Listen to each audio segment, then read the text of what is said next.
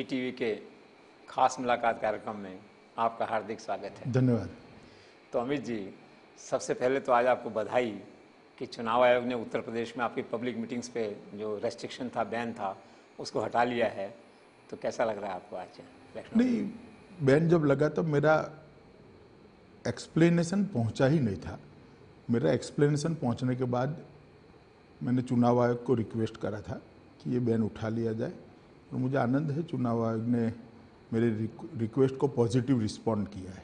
तो देखिए, कितनी अजीब बात है कि एक बिजनेस फैमिली में आपका जन्म हुआ, बायोकेमिस्ट्री में आपने एजुकेशन ली, फिर बिजनेस से एकदम से राजनीति में कैसे आना हुआ? नहीं, मैं बचपन से राष्ट्रीय स्वयंसेवक संघ, बाद में विद्यार्थी परिषद से जुड़ा रहा और बाद में भारतीय जनता पार्टी से भी जुड़ा। बचपन से मैं जुड़ा हूँ। तो चुनाव पहला कब लड़ा? चुनाव में वैसे बाकी सब चुनाव तो बहुत पहले लड़ा था, कोऑपरेटिव्स वगैरह के, मगर पॉपुलर इलेक्शन पहला मैं 95 में लड़ा। 95 में जीते होंगे? हाँ, जीता है। तो पहली 95 से लगातार 5 विधायक के चुनाव में लड़ा हूँ, 500 जीता हूँ। 5 जीते। तो पहली बार मंत्री कब बने? मंत्री 2003 में।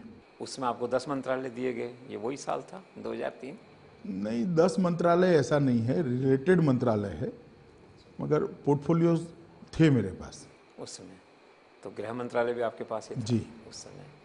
तो नरेंद्र भाई के संपर्क में कब आपका आना हुआ सबसे पहले? संघ का काम करते करते ही नरेंद्र भाई उस वक्त संघ के प्रचारक थे, तो मिलना होता था सभी कार्यकर्ताओं का, इस तरह मेरा भी होता था। आज देश में सबसे करीब आपको माना जाता है नरेंद्र मोदी के, तो इसलिए नहीं, ये ठीक नहीं है, जिज्ञासा रहती है। ये ठीक नहीं है, क्योंकि मैं गुजरात से हूँ। एक परसेप्शन मीडिया ने बना दिया है।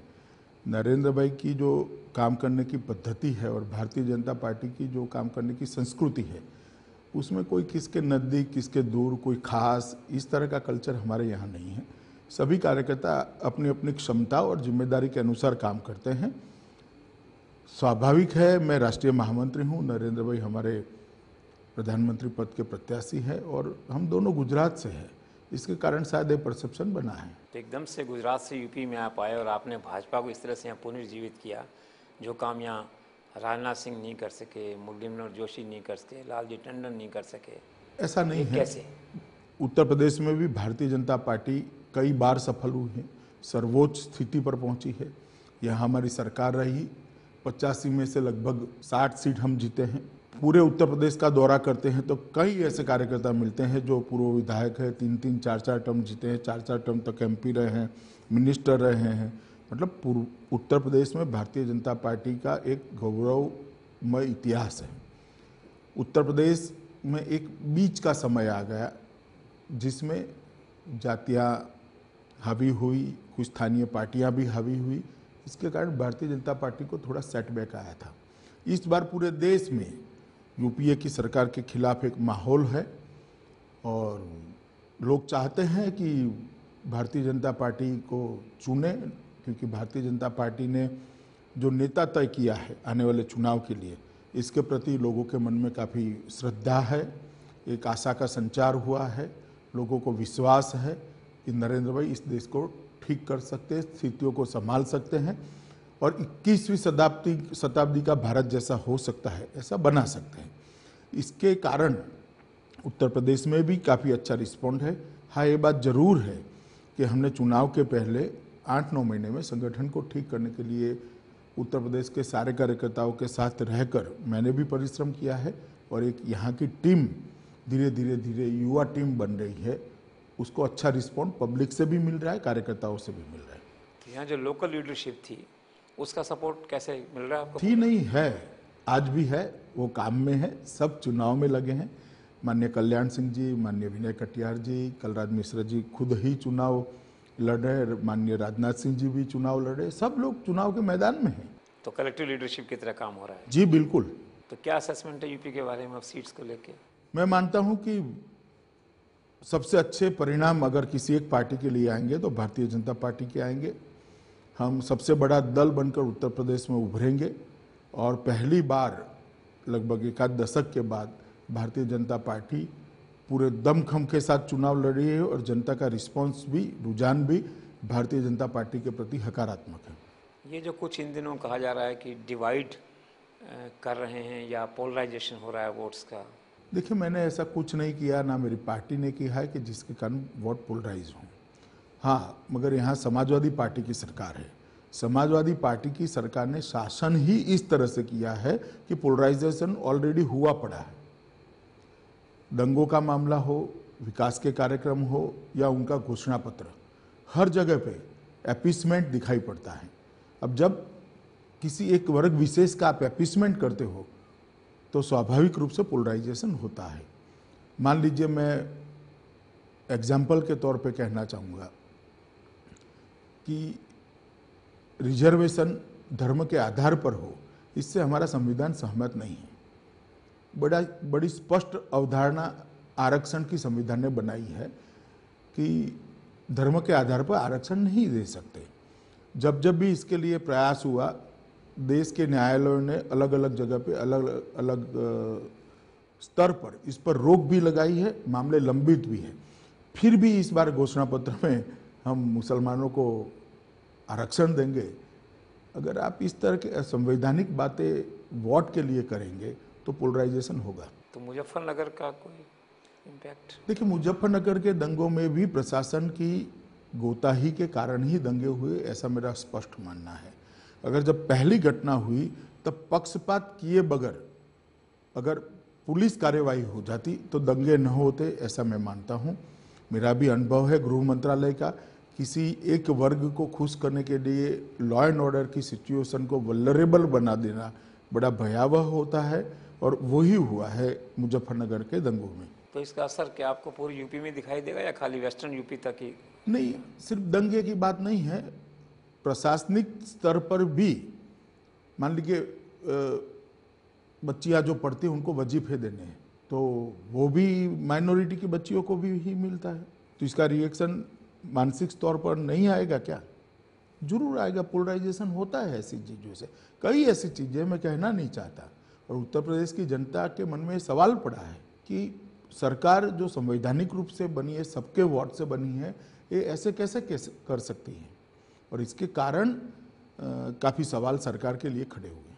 तो यूपी में आपका एजेंडा क्या रहेगा? सरकार अगर दिल्ली में आपकी बनती है तो यूपी के लिए क्या, डेवलपमेंट के लिए, इसके लिए क्या है एजेंडा, कोई सोचते? स्टेट सब्जेक्ट और सेंट्रल सब्जेक्ट दो हमारे संविधान के अंदर कार्य योजना बनी हुई है। इसके तहत भारत में अगर हमारी सरकार बनती है, एनडीए की सरकार बनती है, मोदी जी प्रधानमंत्री बनते हैं, जो कुछ भी उत्तर प्रदेश के लिए संवैधानिक तौर पर कर सकेंगे वो जरूर करेंगे। क्योंकि भारतीय जनता पार्टी मानती है कि उत्तर प्रदेश अगर बीमारू स्टेट से बाहर निकल आता है तो सिर्फ उत्तर प्रदेश के कंट्रीब्यूशन के कारण ही इस देश का ग्रोथ रेट डबल डिजिट में 10 साल तक रह सकता है।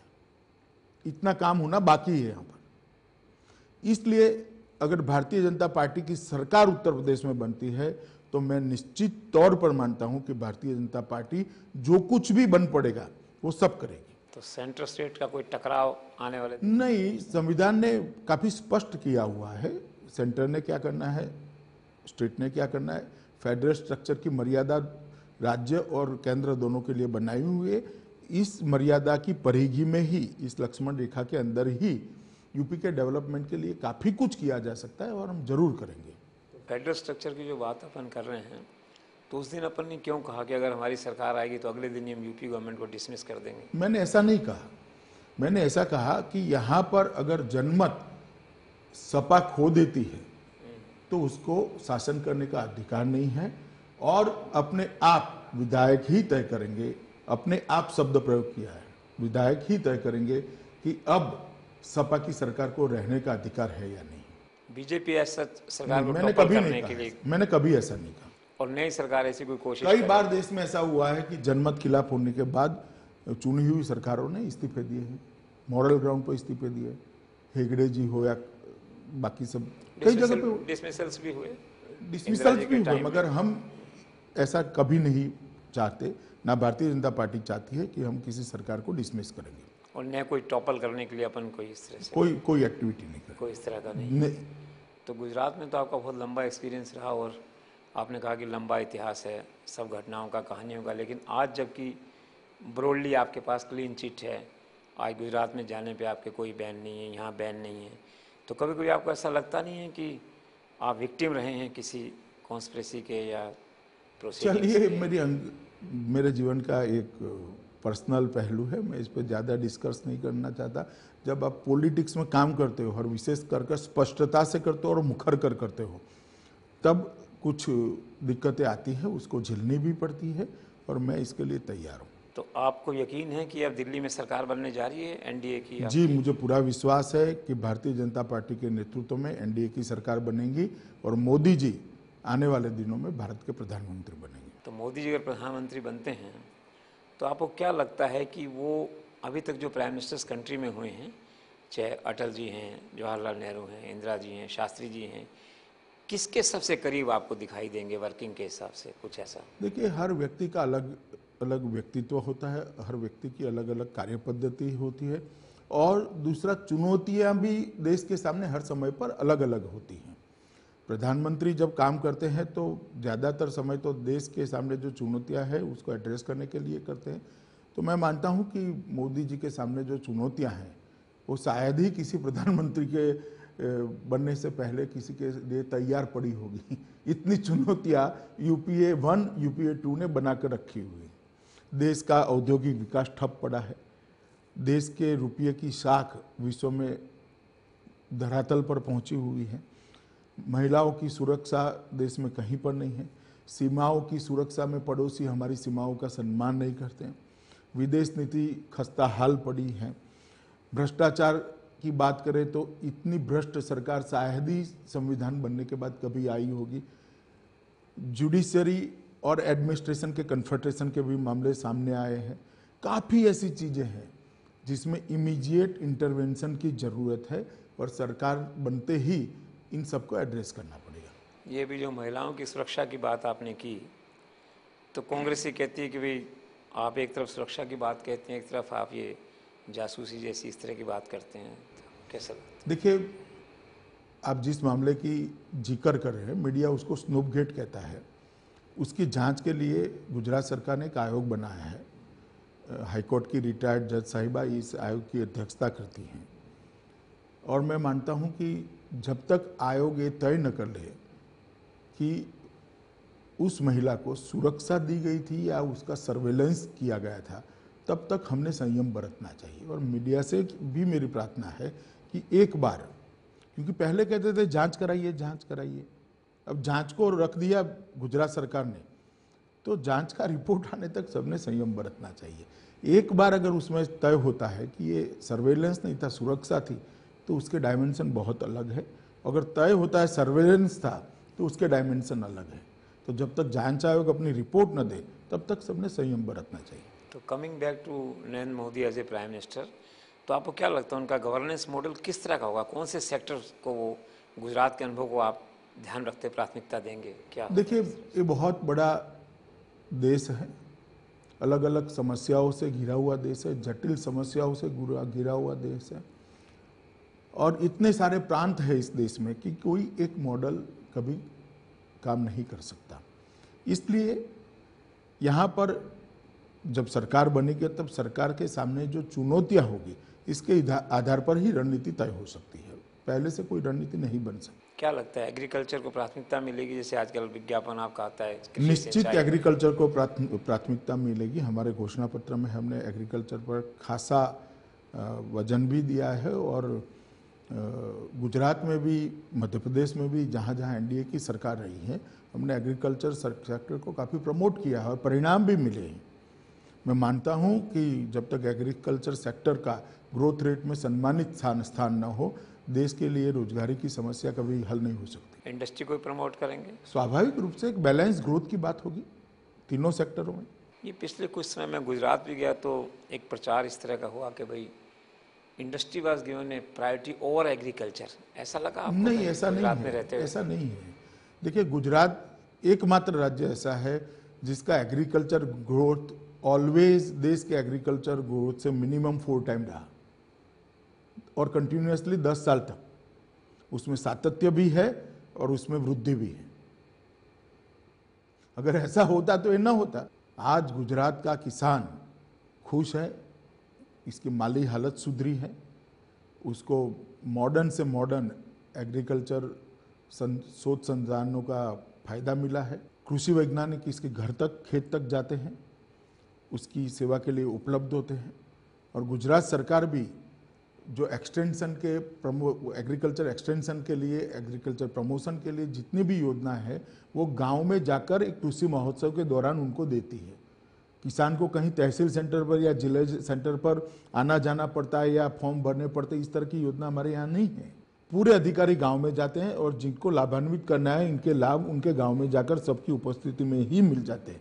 मैं मानता हूं इतनी ट्रांसपेरेंसी से एग्रीकल्चर एक्सटेंशन का और एग्रीकल्चर प्रमोशन का काम कहीं नहीं हुआ। तो फिर ये जो प्रचार है कि सरकार किसानों के बजाय उद्योगपतियों के ज़्यादा निकट है, सही नहीं है। देखिए, इस प्रचार को कौन रोक सकता है? डेमोक्रेसी है, सबको बोलने की संविधान ने इजाज़त दी हुई है, मगर कॉन्क्रीट चीज़ों के आधार पर मैं मानता हूँ सरकार के काम का इवैल्यूएशन होना चाहिए और मीडिया ने भी कॉन्क्रीट चीज़ों के आधार पर मत बनाना चाहिए। आपने कई सालों तक नरेंद्र मोदी की कैबिनेट में उनके साथ काम किया है, उनके स्टाइल ऑफ फंक्शनिंग को जानते हैं, तो क्या लगता है कि सरकार में अगर वो आते हैं तो क्या पॉलिटिकल वेंडेटा होगा दिल्ली में? जी, जरा भी नहीं हुआ, कभी नहीं होगा। देखिए, मुझ पर गलत मुकदमे डाल दिए, मुझको जेल में भी डाल दिया, बाद में तय भी हुआ कि there is no prima facie case against me. High court ने अपने मेरे बेल के जजमेंट में कहा और सुप्रीम कोर्ट ने भी उसको उस पर मोहर लगाई। ठीक है, आज भी उसके बाद गुजरात में एक भी कार्यकर्ता कांग्रेस का जेल में नहीं गया है। अगर पॉलिटिकल विंडिक्टिवनेस के आधार पर करना होता तो पूरा मौका था, हमारे पास सरकार तो है भैया, दो हम भी धर लेते और बैलेंस करके सौदा करते। मेरे पर पॉलिटिकल विंडिक्टिवनेस से काम करने के बाद भी गुजरात सरकार ने नहीं किया। ये एक हवा फैलाई जा रही है कांग्रेस के लोगों के द्वारा। उनके मन में एक भय है कि जिस तरह से शासन उन्होंने चलाया है कानूनी गाज गिरने वाली है। अब उसको तो मैं नहीं बदल सकता, मगर जहां तक भारतीय जनता पार्टी या नरेंद्र भाई का सवाल है, पॉलिटिकल विंडिक्टिवनेस के आधार पर काम करना भारतीय जनता पार्टी की संस्कृति नहीं है और कांग्रेस की संस्कृति ये इमरजेंसी से लेकर आज तक रही है। जब तक आंध्र प्रदेश के आपके वाईएसआर उनके साथ रहते अच्छे हैं, नहीं रहते तो बुरे हो जाते हैं। मायावती उनके साथ रहती है, मायावती जी तो अच्छी है, नहीं रहती है तो बुरी हो जाती हैं। नेताजी उनका समर्थन करते हैं तो अच्छे हैं, नहीं करते हैं तो बुरे हो जाते हैं। मैं ढेर सारे एग्जाम्पल दे सकता हूं, अमित शाह छोड़िए आप, ढेर सारे एग्जाम्पल जिसमें सीबीआई ने एक ही मामले में 5-5 बार शपथ पत्र सुप्रीम कोर्ट के सामने बदलाए।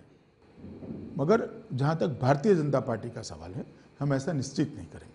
पिछली बार एक पब्लिक मीटिंग में मैंने सुना नरेंद्र भाई ने कहा कि ये जानते हैं कि सत्ता में सरकार आएगी तो इनकी जगह कहाँ होगी, तो लोगों ने सोचा कि शायद जेल जाने का रास्ता उनको दिखा रहे हैं। नहीं, ये नरेंद्र भाई ने इस रेफरेंस में नहीं कहा, ऑपोजिशन की जगह की तरफ है। अच्छा, उस तरह से बात में बैठेंगे। एक और चीज़ बताइए, आपने काफ़ी करीब से देखा उन्हें, ये कुछ एक सेक्शन ऑफ बीजेपी और जनरली कहा जाता है कि नरेंद्र भाई का स्टाइल एक डिक्टेटर जैसा है। आपको लगा कभी ऐसा गुजरात में काम करते हैं? जरा भी ऐसा नहीं है। मैंने खासे अच्छे पोर्टफोलियो हैंडल किए हैं, मुझे पब्लिक लाइफ का एक्सपीरियंस भी है। मैं मानता हूं कि मेरे डिपार्टमेंट्स में कभी भी चीफ मिनिस्टर का कोई इंटरफियरेंस नहीं रहा। इवन पॉलिसी मैटर में भी, पॉलिसी मैटर में मंत्री गुजरात में प्रेजेंटेशन बनाकर उनको दिखाने जाते हैं, तब जाकर वो देखते हैं और अपने सुझाव देते हैं।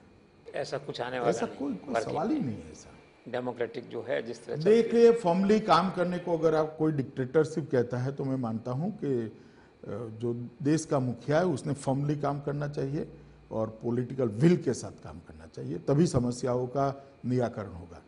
दो अलग पहलू है, दो अलग चीजें हैं, फर्मनेस एंड डिक्टेटरशिप, और दोनों के बीच की भेद रेखा अगर हम नहीं समझेंगे तो हम मोदी जी के साथ अन्याय करेंगे।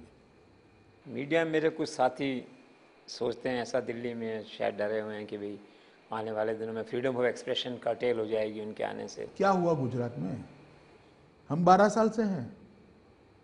मीडिया ने आजाद हिंदुस्तान में अगर सबसे ज्यादा गालियां किसी एक व्यक्ति के लिए दिखाई हैं, लोगों ने दी हुई मुखर कर, तो वो नरेंद्र मोदी है। Narendra Modi is a victim of democratic liberty.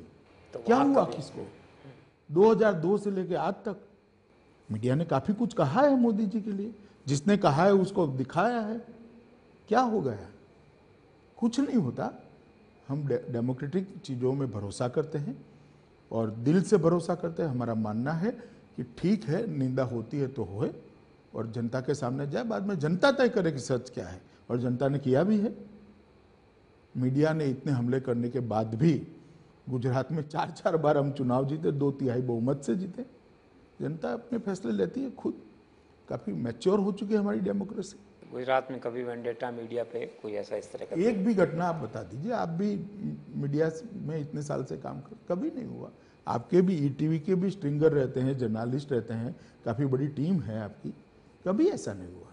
ऐसा कुछ नहीं है। नहीं, कभी रोकने का भी प्रयास नहीं किया हमने। तो एक चीज़ बताइए कि अब ये ऐसा लग रहा है यूपी में घूमने से कि आरएसएस पहली बार खुल के बीजेपी के साथ चट्टान की तरह खड़ा हुआ है। तो बीजेपी के लिए अच्छी बात है, मैं तो स्वागत करता हूं। और जितने भी राष्ट्र प्रेमी संगठन हैं उनका आह्वान करता हूं कि देश में परिवर्तन के लिए ये लोकतंत्र का एक महायज्ञ चल रहा है, इसमें सब अपनी अपनी आहुति दें। तो इसका कितना कंट्रीब्यूशन रहेगा आपके हिसाब से आरएसएस के सपोर्ट का? देखिए, ऐसे पिसमिल कभी चुनाव नतीजों का असेसमेंट नहीं हो सकता, मगर मैं मानता हूं कि राष्ट्रवादी शक्तियां जितनी भी है उन सब ने इस बार भारतीय जनता पार्टी और मोदी का समर्थन करना चाहिए और देश में परिवर्तन के लिए मदद करनी चाहिए। और मैं इन सभी राष्ट्रवादी शक्तियों का आमंत्रण भी आपकी चैनल के माध्यम से देना चाहता हूँ। फिर अब ये राम मंदिर का मुद्दा है अपने पास प्रायोरिटी में या नहीं इस बार यूपी में? नहीं, हमने हमारे घोषणा पत्र में रखा है। पर प्रायोरिटी में है इस समय या थोड़ा डाइल्यूटेड है? देखिए, ऐसा इस चुनाव को हम पॉलिटिक्स ऑफ परफॉर्मेंस के आधार पर लड़ना चाहते हैं। वाह। हमारी एनडीए सरकार का परफॉर्मेंस, हमारी स्टेट गवर्नमेंट्स का परफॉर्मेंस और यूपीए का परफॉर्मेंस, जनता के सामने दो चीजें बड़ी स्पष्ट हैं। एनडीए का परफॉर्मेंस और भाजपा शासित राज्यों का परफॉर्मेंस, और यूपीए का परफॉर्मेंस और यूपीए शासित राज्यों का परफॉर्मेंस। हम चाहते हैं कि जनता तय करे इस देश को वेलफेयर स्टेट कौन बना सकता है, कल्याण राज्य कौन बना सकता है। मोदी जी के नेतृत्व में एनडीए बना सकता है, भाजपा बना सकती है, या राहुल जी के नेतृत्व में यूपीए बना सकता है। एक नई बात नयन भाई ने भी कुछ दिनों कही कि 2014 के जो चुनाव हैं, जो परिणाम आएंगे, it will be verdict on 2002। आप भी ऐसा महसूस करते हैं मोर और लेस? देखिए, मुझे लगता है बहुमत के आंकड़े के रेफरेंस में कहा है उन्होंने। आंकड़े के रेफरेंस में कहा, कोई डायरेक्ट उसका ऐसा इम्पैक्ट आपको उस तरह से नहीं लगता। एक गुजरात की जब बात करते हैं, आपकी बात करते हैं, तो अडवाणी जी का जिक्र भी आता है। उनका जो पहला चुनाव हुआ था गांधीनगर में, आप बहुत करीब से एसोसिएटेड थे और सारा कैंपेन आप करते थे। नहीं, मैंने 3 बार अडवाणी जी का चुनाव संभाला है। अडवाणी जी और नयन भाई के जो रिलेशनशिप है, उसमें लेके पिछले दिनों जो देखने को मिला, तो देखिए, नरेंद्र भाई स्वयं अडवाणी जी का प्रचार दायर करने के लिए गए थे। गए थे साहब, कार्यकर्ता सम्मेलन में भी गए। अडवाणी जी का प्रचार उसके पहले जब शुरू हुआ तो शुरुआत कराने मैं गया था। मैं वहाँ से विधायक हूँ, मेरी कॉन्स्टिट्यूंसी से हुआ, और हम सब इस बात की चिंता कर रहे हैं कि अडवाणी जी बड़े मार्जिन से, गौरवमय मार्जिन से गांधीनगर सीट से जीते और जीतेंगे। एक उमा भारती के बारे में कल कुछ कांग्रेस ने टेप निकाला, आपने देखा होगा क्या? देखिए, उमा जी जब भारतीय जनता पार्टी में नहीं थी तब का ये टैप है। मैं मानता हूँ सार्वजनिक जीवन में अगर शरद पवार जब पार्टी छोड़कर क्या गए तब सोनिया जी के लिए क्या बोले हम दिखाए क्या? ये सार्वजनिक जीवन के नॉर्म से नीचे है। कांग्रेस के पास मुद्दे नहीं रहे, कांग्रेस बौखलाहट में है, हौसला खो बैठी है इस तरह से। इसलिए सार्वजनिक जीवन के जो नॉर्म्स है इससे नीचे जाकर प्रचार करती है। और अब एक आखिरी सवाल ये पूछ रहे हैं कि अगर आपकी सरकार बनती है दिल्ली में, नयन भाई प्रधानमंत्री बनते हैं, तो क्या आप उनके साथ रहेंगे या गुजरात में जाके मुख्यमंत्री कुर्सी संभालेंगे? देखिए, मैं अभी भारतीय जनता पार्टी का राष्ट्रीय महासचिव हूँ। मेरा ये काम भी मेरी पार्टी ने तय किया है, आगे क्या करना वो भी मेरी पार्टी तय करेगी। मगर मैं मानता हूँ कि मेरी प्राथमिकता, पार्टी ने जो मुझे दायित्व दिया है इस 80 सीटों का, उसमें ज़्यादा से ज़्यादा सीट कमल के निशान पर प्रत्याशी जीत कर आए और नरेंद्र भाई की भाजपा की सरकार बनाने के लिए एक ठोस नींव उत्तर प्रदेश से हम दे, ये मेरा प्रयत्न है। चलिए Amit ji, thank you so much, आपने हमारे सवालों के धन्यवाद। जवाब दिए। धन्यवाद। Thank you so much. धन्यवाद।